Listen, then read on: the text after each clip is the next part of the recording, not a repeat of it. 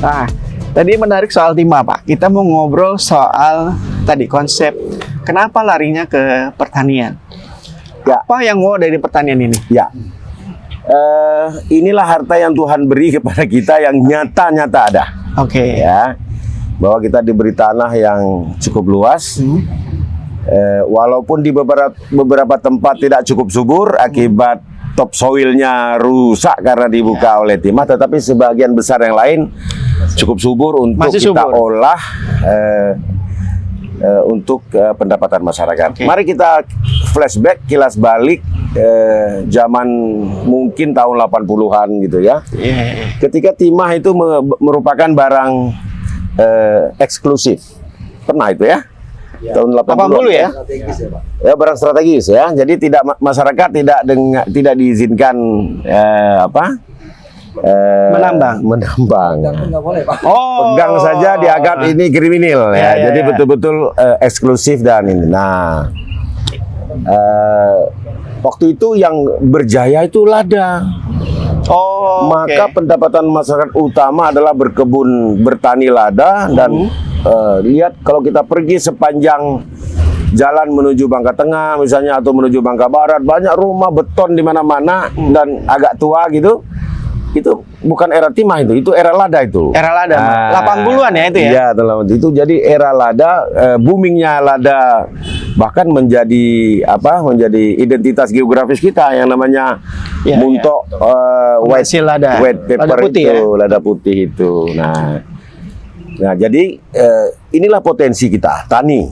Tanahnya ada. Nah, sekarang kan kita menghadapi kendala-kendala kan, ya, karena tani kita ini turun terus secara produksi, Ya. ya karena ya tadi masyarakat lebih tertarik barangkali ke sektor yang lebih mudah. Ya, tinggal sedot. Ya, kalau timah kan pergi malam, pagi sudah bisa tukar. Ya. Pergi pagi, sore sudah bisa tukar. Ya. Tapi kalau menanam cabai, ya sekurang-kurangnya 3-4 bulan harus menunggu, merawat tiap sore malam, kan Ya. terkadang, supaya bisa berproduksi. Jadi, effortnya memang lebih tinggi dan lebih konsen harus mengurus sektor tani ini dibandingkan dengan sektor tambang yang lebih instan. Nah, jadi ada potensi ya, tetapi juga ada hambatan-hambatan. Kesatu itu ya. Kedua, akibat daya tarik timah ini, maka jumlah petani kita jadi sedikit. Menurunnya agak besar ini atau sedikitnya itu gimana? Sekarang jumlah petani dan pekebun kita itu 140.000 orang. Oke. Hasil sensus terakhir di Pak Kadis ya, dari BPS 140.000. 80%-nya pekebun. Kebunnya adalah Sawit. sawit. Oke. Berarti 20%-nya petani hortikultura. Oke. 20% berarti dari 140.000 itu kira-kira 7. 28.000. 28. Oke. Ya. Ya, 28. 28.000 sebangka dan Belitung. Hortikultura. Hortikultura itu berarti kalau persentasenya cuman kira-kira ya 4% atau 5% lah petani hortikultura.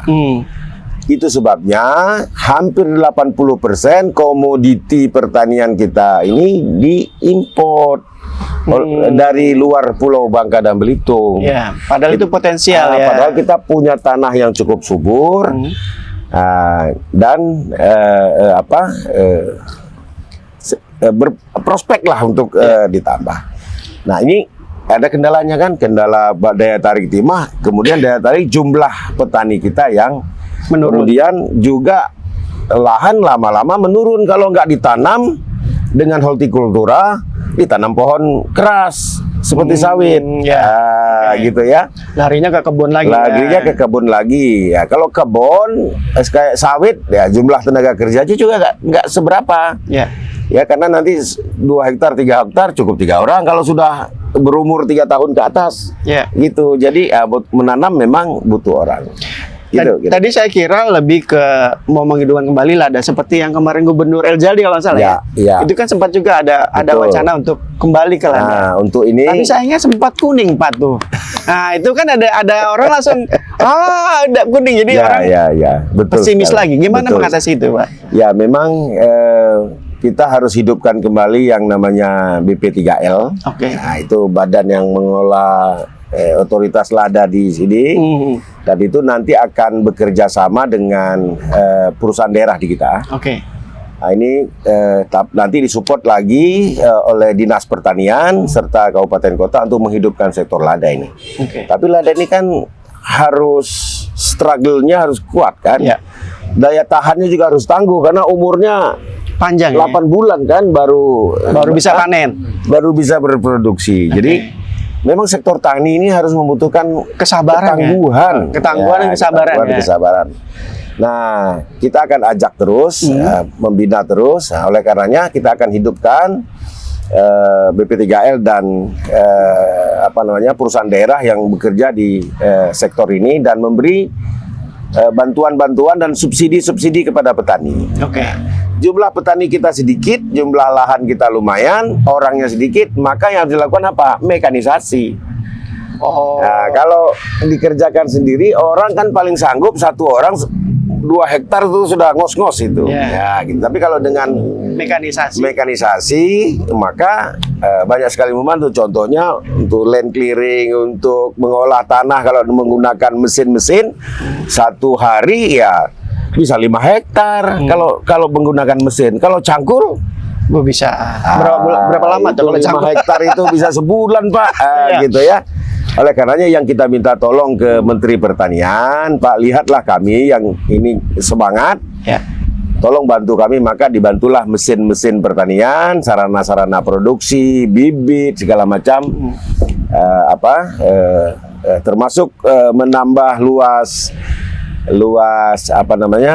wilayah tanam untuk padi ya. Oke. Kemudian juga support untuk pupuk dan semacamnya. Saya fokus dulu ke Lada. Ya.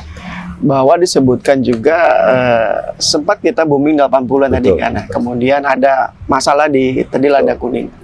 Pertanyaan gini, Pak. Kita butuh contoh. Ya. Kira-kira ada nggak sih pilot project tadi ya, Ya. mekanisasi lada di Bangka Belitung sehingga orang akhirnya cinta kembali kepada lada. Artinya ada gerakan cinta lada lagi kan? Ya. Itu di mana yang kira-kira akan dilaksanakan oleh pemerintah provinsi? Ya. Dan kapan akan dilakukan? Ya, sekarang lada berproduksi, Oke. tapi jumlahnya tak dibandingkan dengan tahun 80-an, tahun 90-an. Sekarang dari kita lihat dari ekspor di pelabuhan itu ada, tapi jumlahnya Berapa banyak, Pak? Saya angkanya berapa ini, Pak, ini Sudah ekspor lada. ekspor kita per Kalau luasan kita di Nyelanting itu Pak Ya. Nah, itu satu-satunya yang berapa ton itu ada produksi? Ya masih saat ini bertahan di 20. 20-an ton ya. 20.000 Hektar ya. Itu berapa ton? Kalau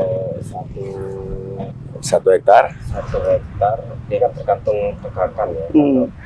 Karena hektar dengan tegakan ini kan Agak beda. Agak gitu beda-beda, ya. Ya, beda-beda. ya. Oke. Jadi memang tak banyak, mungkin sekitar ya 20-an ton lah gitu per bulan gitu. Jadi kalau menurut penilaian saya itu rendah begitu ya. Iya. Ya, 9.000. Jadi rendah sekali, Pak. Kalau padahal kebutuhan lada dunia itu tinggi sekali. Pasarnya Karena masih banyak berarti. terbuka lebar dan harganya juga lada dunia bagus Ya. ya. Apalagi yang namanya ladanya Bangka ini katanya lebih pedas katanya. Ya, Pedas, lebih pedas, lebih wangi, lebih aroma ya. Nah, ini termasuk bagian, tapi itu kendalanya itu tadi, Pak. Orang beralih dari lada ke sektor yang lebih cepat. Oke. Ini tantangan bagi pemerintah provinsi, pemerintah kabupaten kota ya. Jangan provinsi seorang gitu, ya. Semua ke provinsi ya. Kalau semua ke provinsi ya ini Kabupaten ya panen, Pak.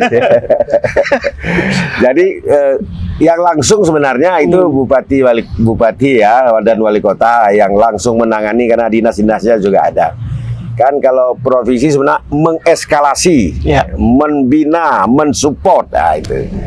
Jangan dibalik, ya bukan kita yang utama terus disupport kabupaten kota. Oke. Jadi kabupaten kota lah yang utama, kita support. Kurang apa ya?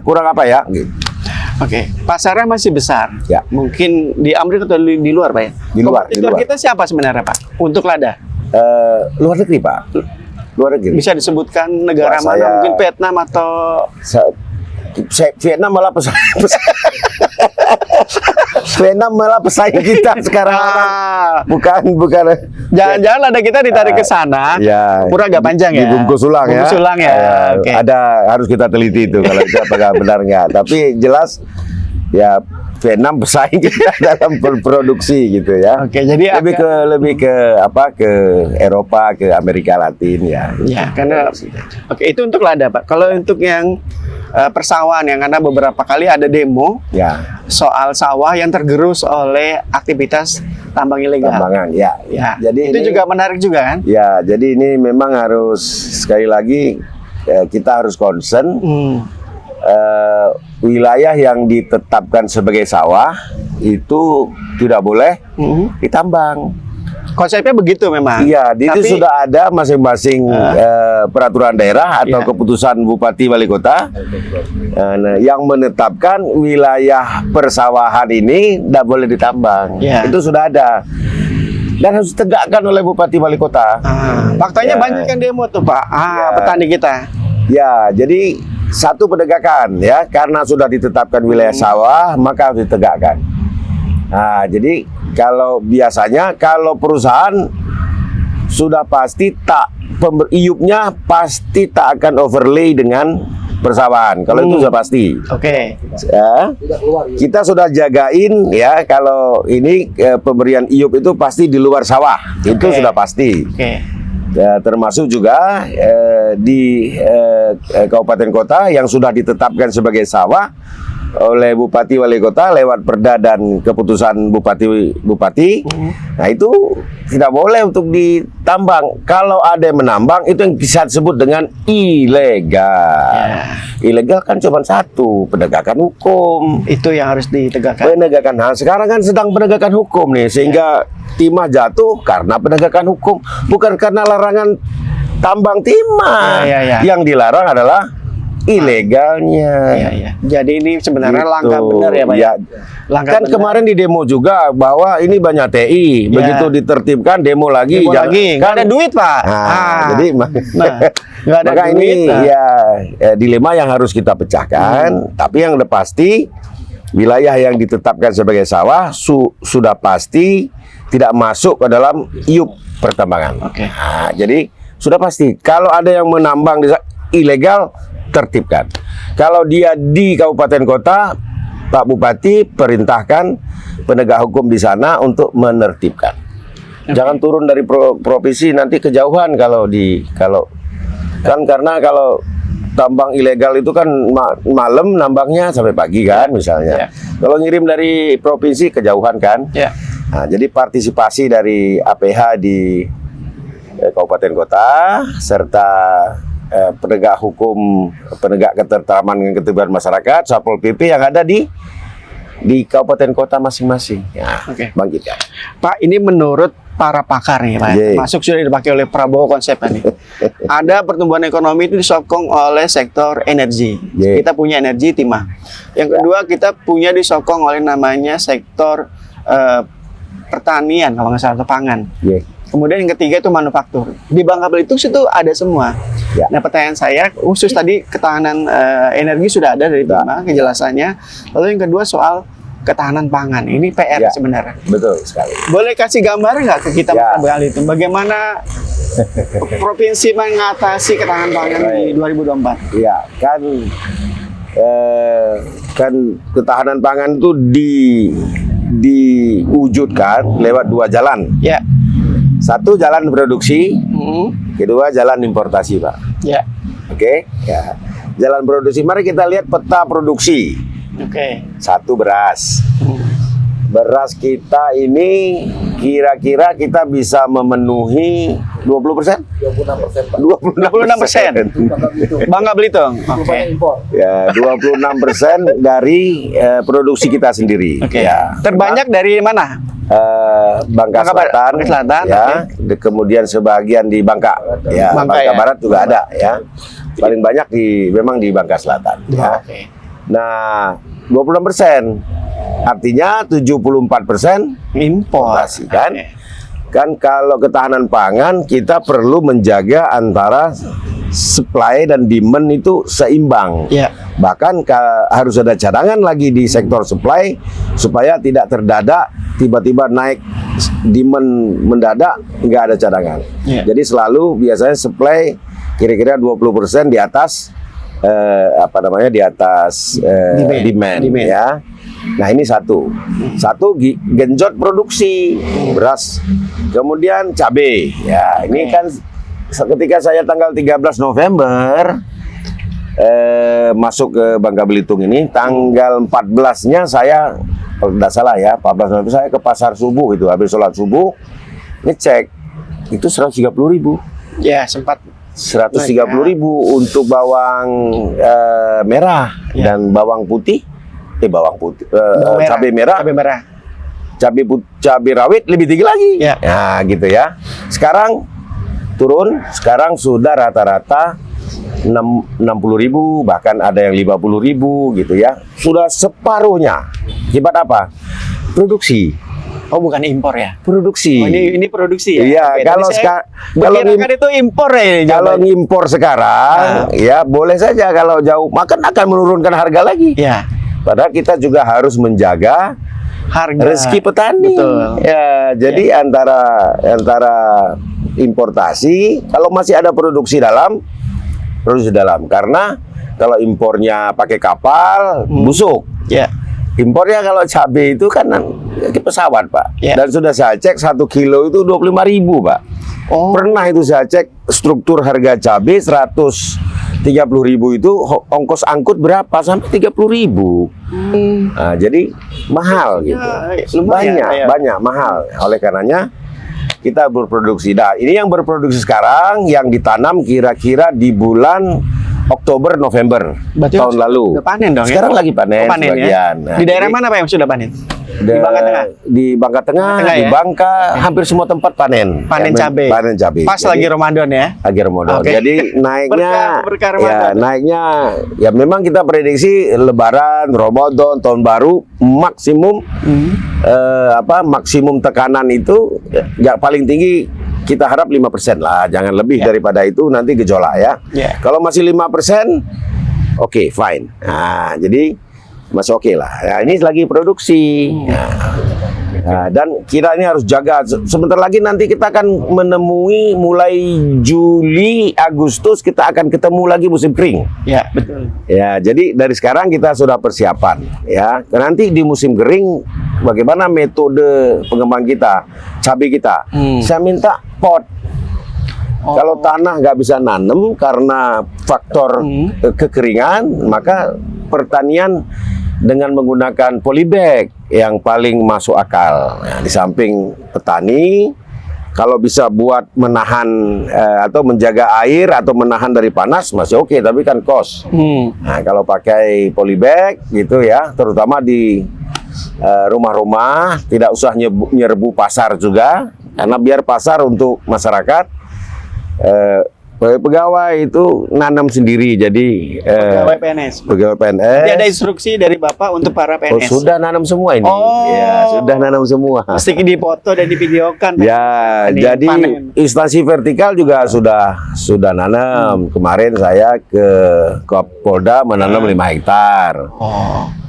Kemudian Korem sudah menyiapkan lahan 6 hektar. Oke. Nah, kemudian juga instansi-instansi sudah nanam semua. Jadi ya menggerakkan semua Lini, ya. menyemarakkan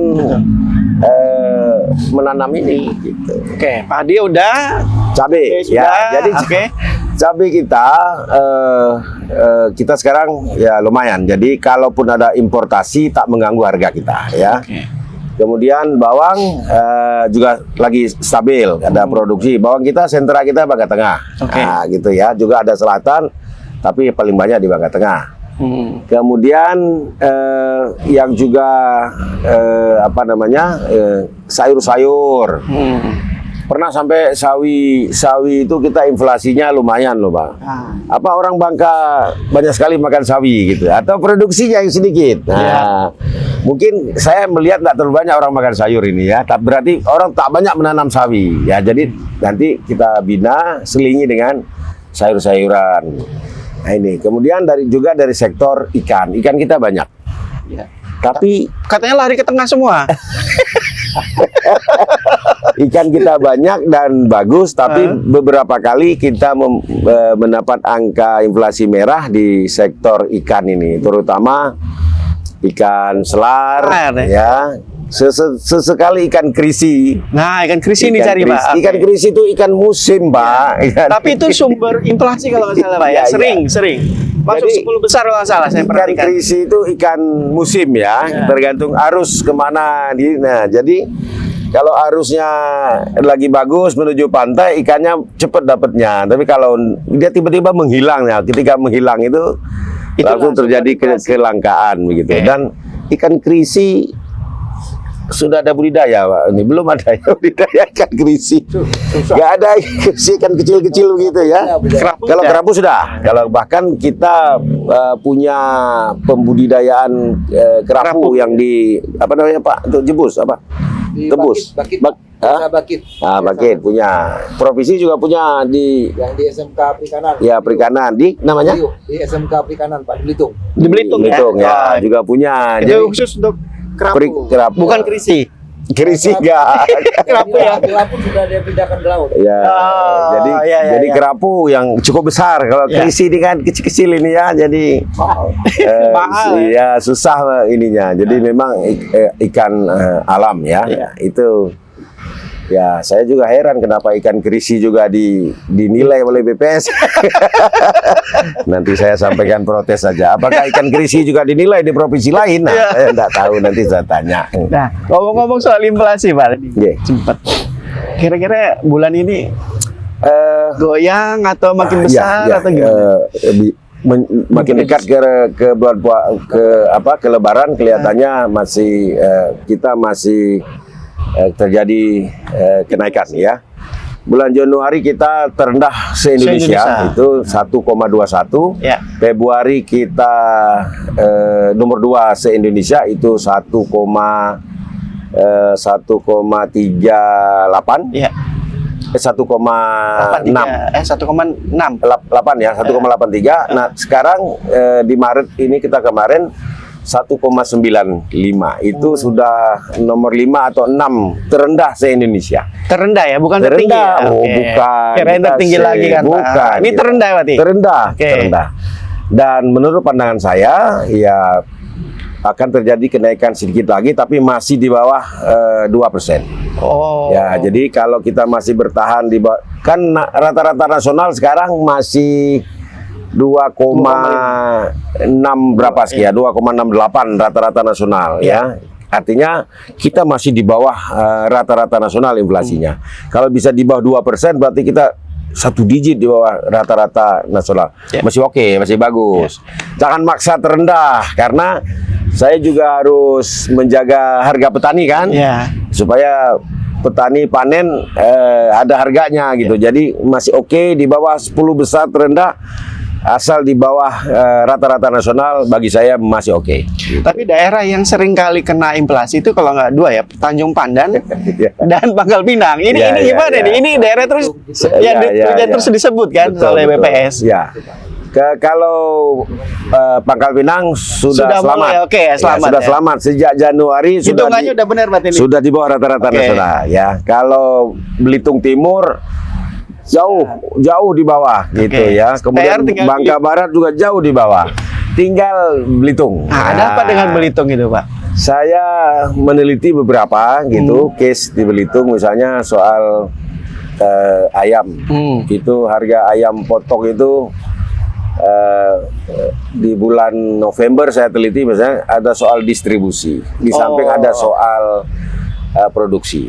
Distribusi. Jadi di produksi. sana jumlah produksi tak cukup. Ah. Jadi yang pelihara ayam yang potong yang agak masif itu, agak besar itu tidak ada. Oh, Tapi oke. skala-skala kecil ya itu ada. Oleh karenanya harus kirim dari Pulau Bangka ini.